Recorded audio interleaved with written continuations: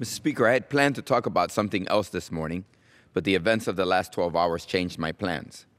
I watched this morning on TV and online, like a lot of Americans, another of our fellow Americans shot down by the police. This time it was in St. Paul, Minnesota. Earlier this week it was in Baton Rouge.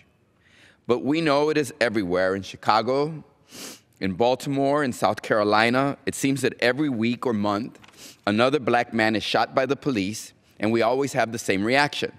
Oh, it's tragedy. There should be an investigation. A lawsuit is filed and another settlement. Oh, the Justice Department and the FBI need to oversee the investigation because we cannot trust the police to police themselves. And then we go back to business as usual and nobody actually does anything. State by state, city by city, and county by county, we might make this reform or that reform. But there is no national strategy to stop police from killing people, especially black people, especially black men. I wept this morning as I watched the mother of Philando Castile describe her son. She said he had a job, he served children in a cafeteria, and that he was a calm young man. She also said that he was not a thug. Why does a black woman in 21st century in the United States of America, while a black man sits in the Oval Office almost 50 years after Martin Luther King Jr. was gunned down, why does she have to start her description of her son with that he was not a thug? She said, we're being hunted. Mr. Speaker, this is another sad chapter in American history. I do not feel compelled to say in describing my grandson, Luisito, well, first and foremost, he's not a gangbanger, he's not a thug. But for this black mother and for a lot of African-American mothers in this country, that is something they feel a necessity to say. This mother did everything right. Her son was still shot dead by the police. This young man was riding in the passenger seat of a car with his fiancée and 4-year-old little daughter in the back seat. He had a permit to carry a weapon, which he announced to the police. So he had gone through the background check, gone through the training, and had the concealed carry permit. But he was shot dead in front of his loved ones, his fiancée and daughter. Why is it in 21st century America we have to have a conversation about how to avoid being shot by the police?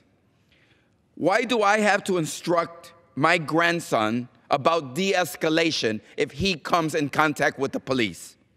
About strategies to prevent a sworn public servant, an officer of the court, a trained member of law enforcement, and I have to instruct my teenage grandson how to prevent that person from shooting him to death for no reason.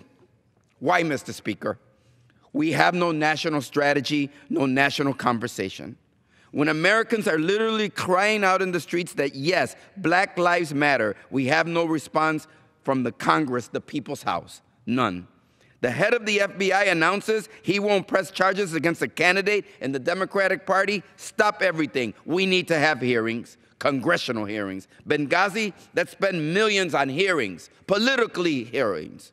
Planned Parenthood, let's form a special committee to do what the majority party feels is important from their political point of view. But a young black man is shot by police in his car in cold blood, nothing. Young men are shot by police, videotapes are withheld from the public, and nothing happens. Mr. Speaker, I think Black lives matter. I think the lives of young men in inner cities across this country matter, and I think this Congress should be the place where America comes together to decide what we are going to do about young black men getting shot by the police. Not next week, when it's going to happen again. Not next month, when it's going to happen again. Not waiting safely until after the election, when it happens again, again, and again. Mr. Speaker, this Congress needs to come together and lead, and we need to start right now.